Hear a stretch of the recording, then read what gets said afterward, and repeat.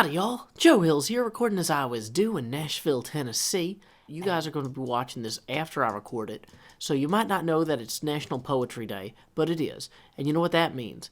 That means that we need to ply our craft as poets. And what is the most important thing a poet can do to get started? It's start writing. And you can't start writing without the judicious application of ink to the page.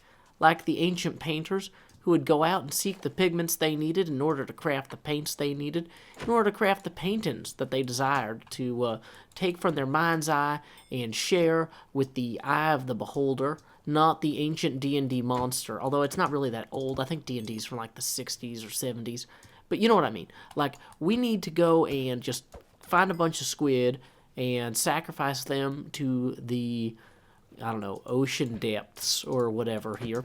Bye-bye. You're all gone. Boom, 7 ink. That's enough to write 7 poems. I don't know if that's enough to fill 7 tomes. Oh, wait, I guess, yeah, that would be how that would work, mathematically speaking. Dang it, squids, quit evading. Hey, there you are. How you doing? Huh? Boom, next problem. Next squid. Not that squid are intrinsically problematic, but they are intrinsically inky, and that is an ephemeral gift that we would like to take advantage of. Boom. There we go. We are not collecting as much ink from this as I would like, on account of it all floating to the surface. No, the opposite, sinking to the bottom. Okay. Ooh, we are going to have to climb pretty quickly to get out of here before we suffocate from drowning. So let's do that. Let's make that a priority, the not drowning, always crucial. Once again, Maslow's hierarchy. We need to establish that we can survive being underwater before we can be underwater to accomplish what our art and our heart desires. So, we got some ink to write 15 books. 15 books. I don't know what we're going to do with that. Oh, that's right. We're going to flail about in a boat because boats work differently now. Good plan, everybody. Good plan. Okay, these islands seem to connect in such a way that we're going to have a hard time moving past them. But if we swing this way, there we go. I don't know why the sky keeps changing color. I guess that's what the sky does as the sun rises and the sun falls. Hey, what's this?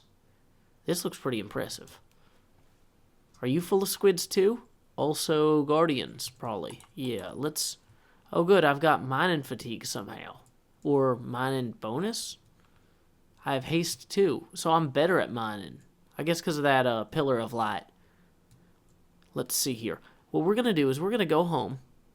We're going to find some chickens. We're going to retrieve the chicken feather parts from the chickens. We're going to write books. And then we are going to bring them to Cleo because she's trying to make some sort of like Hermitcraft newspaper thing. And what is a newspaper without undesired, unasked for submissions from random people in the area, right? Oh, that's an interesting little room there. Is that, has Asuma, like, developed this? Let's, hop inside here. Seems to be some sort of... Oh, it's a spawner thing. With coal and rotten flesh. Well, that's random. Good to know. We're going to leave that be for right now, because that's presumably not for me. That's assumably for Asuma. So, up we go on our quest to return home.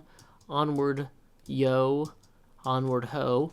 Ever upward, upward we go. On this ramp, lit by lamps that were... I don't know, glamped?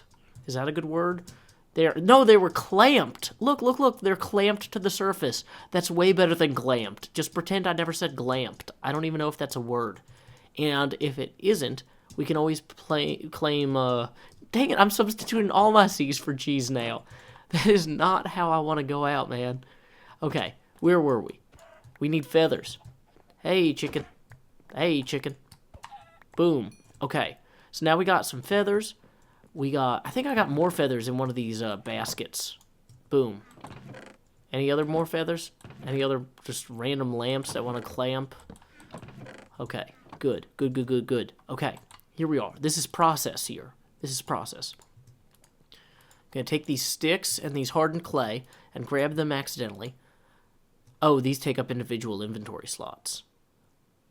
Did not think this through. Did not think this through. Okay, next. No, we need the chests. We need the chests to leave for Cleo, because otherwise she won't get our message. Okay, so we're going to dump all this other random stuff. try this again.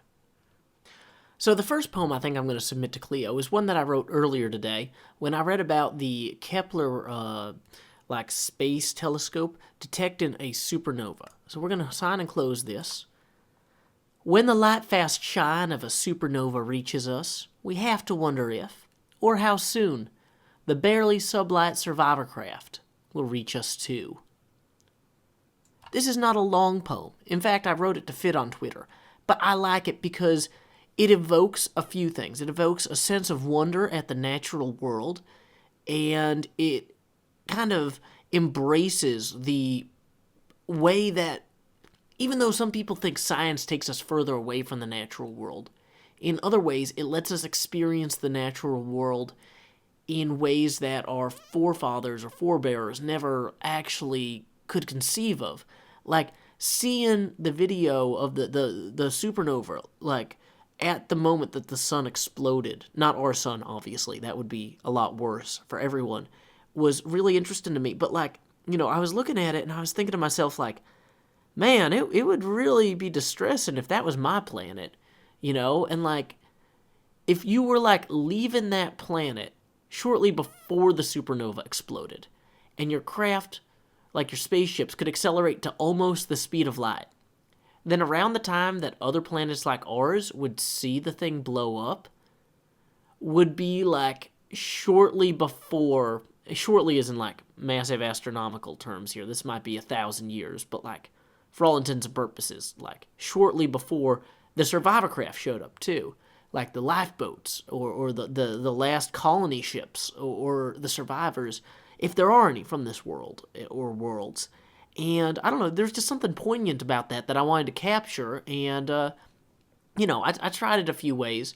Twitter has some interesting limitations on it because the 140 character thing. So like I wanted to try and say like when the light speed glow. And I was like, no, well, I was running out of characters by the time I got done with this. And I went back and I was like, I can change light speed somehow. And so I kind of mixed it up a little bit. Light fast still says light speed. It still communicates that, like, the shine of a supernova or the blast of a supernova. And I tried blast too, but like I liked light fast shine. There's just something about the way that it sounds, the way it rolls off the tongue that just really appealed to me. And so instead of when the light speed blast of a supernova, when the light fast shine of a supernova reaches us, we have to wonder if or how soon. And I played with the punctuation there, and I felt like using M dashes was the best. Minecraft doesn't do M dashes very well in Windows, so these are just hyphens. And I hope Cleo fixes that when she does her typesetting of the newspaper, but it's Minecraft, so we'll just see what we can do. But yeah, I feel like that works. And I played with the word survivor craft a little bit, because I've never actually heard somebody use that in science fiction. I've heard like lifeboat or spacecraft or whatever, but I just kind of mashed some stuff together until I was happy. And I feel like that's how a lot of poetry is. Let's see, who's left on the server? Dang it, the Q button, you're not helping as much. It's just Tinfoil Chef. He's probably busy. And so I'm thinking, I was going to see, like, if we had like 15 people on the server, I was going to have them argue about what I should write next or a topic. But instead, maybe I'll throw this out to Twitter and see what they say. I've posted to Twitter a request for prompts, hoping that folks might send me something that I might use one or two words to seed the idea of a poem, so I could kind of show you a little bit of my process. I'm not a professional poet, and I'm not very good at it in any arguable or measurable way, but like, I figured I'll put this out there, and Daffy Gold sent back the prompt, Isuma's Cell. And I feel like if I'm going to talk about something that I don't know about, it's good to kind of claim that up front. This is going to be, I'm going to warn you, if you're a big fan of my fanfiction series, this is not going to be as loosey-goosey or laffy-gaffy or silly-nilly as that. This is going to be a little bit more serious. Like, what is Isuma's cell? Part of me thinks maybe that's Isuma's cell phone, but I don't actually have Isuma's phone number, nor do I know of anyone with Isuma's phone number. So Isuma might not actually have a cell phone. And so then that makes me think that maybe Isuma's cell is like that dungeon beneath his base, open to the world and lit to scare away the creatures that might hold it. I don't know. Let's see. Let's see. Isuma's cell. It might be like a self-prison, too. Like a desire to create... being trapped between two worlds, you know? Like creative and survival. That actually, I think, works. Like creative and survival. I'm sorry, I have a hard time typing with the way the microphone stand is. This is not optimized for recording while typing. Let's see. Well, if we can't fit those on both lines, I think how the words come up on the page is important too. Creativity. Survivability. One above the other in a needy pyramid. Stride two worlds. A foot on each plane.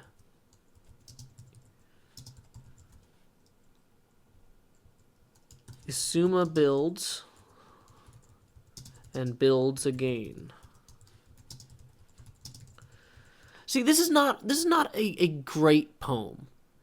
It doesn't have a lot of depth to it. It just basically says Isuma makes stuff in his creative world, and then he makes it in his survival world, which is Hermitcraft. And I don't know. It's okay, but like in terms of prompts, like what I could do with them, maybe tossing this to Twitter wasn't the best idea. Because like actually writing a poem, unlike the fan fiction videos, like I really have to sit and think through it. Let me pull up something else I've written. Well, we're going to go ahead and sign this. Sign and close. So to give you another example of the sort of thing that I can write if I have some free time and actually get to think through it, I call this one Killer Speech. The sentence is death. Speak so clearly the birds break their necks, colliding with your words again and again, almost daily, till someone suction cups a butterfly to your head, or lays a rubber snake at your feet, or paints a stripe across your chest. My words are a window to birds' souls. I hear my wife laughing in the background. She doesn't think that's as good as I think it is. I'm sure Cleo will think it's even worse than my wife thinks it is. So let's go put a bunch of these in a box for Cleo and then get yelled at later in a different video that she makes. To my horse! Hey, at No Hills, how's your screenplay going? That's right, you're lazier than me. You don't even have one. Oh wait, I don't have one either. We're equally lazy. But you're a horse, and you're supposed to be really hard-working. I'm not. I'm a web developer. We're famously not as hard-working as, like, beasts of burden, like horses. So, like, there's a reason that people don't measure their cars in, like, web developer power. So, let's see here. If I hop out here, this is Cleo's little space here. And we're just going to put a chest here with one copy of each of our poems. Let's see. The Kepler poem, Isuma's Cell. Whoops, I don't want to give her the originals. And I heard that she needed a bunch of leather for some reason, so I'm just going to throw some leather in there too, because I think that would make her happy. And we'll say submissions, or reader submissions. No. I wonder if she'll figure out this is from me. Newspaper, letters to the newspaper. Please publish.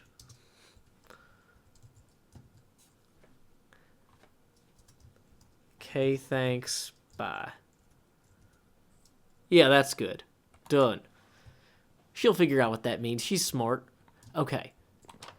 Yes, some of those typos were intentional. If you can figure out which ones, you're smarter than me. Great. Okay, so let's see. We got 3 poems in the bag, or in the box. We got We got them submitted to a well-famously known publisher. Everybody's heard of Zombiecleo. She's like the most famous of the Cleo family. You ever heard of Vampire Cleo? No, I didn't think so. What has she done with her life? Or what about, like, Werewolf Cleo? Not famous. Not hardworking. Disappointing, really. Zombie Cleo. Best Cleo. Clearly. Alrighty, so I'm going to frantically flee into my home that the beasts of the sky and the night don't come down upon me and creep up on me and blow up me, blast me, disaster me. That would be no good. I think we need to go to sleep. It's like Mr. Hills' neighborhood. So, I hope you had a beautiful time in my land of make-believe, and I hope that you have received my beautiful poetic words, and that you have heard them, that you have taken them to heart, that you have appreciated their art. And I gotta say, until next time, y'all, this is Joe Hills from Nashville, Tennessee. Keep adventuring.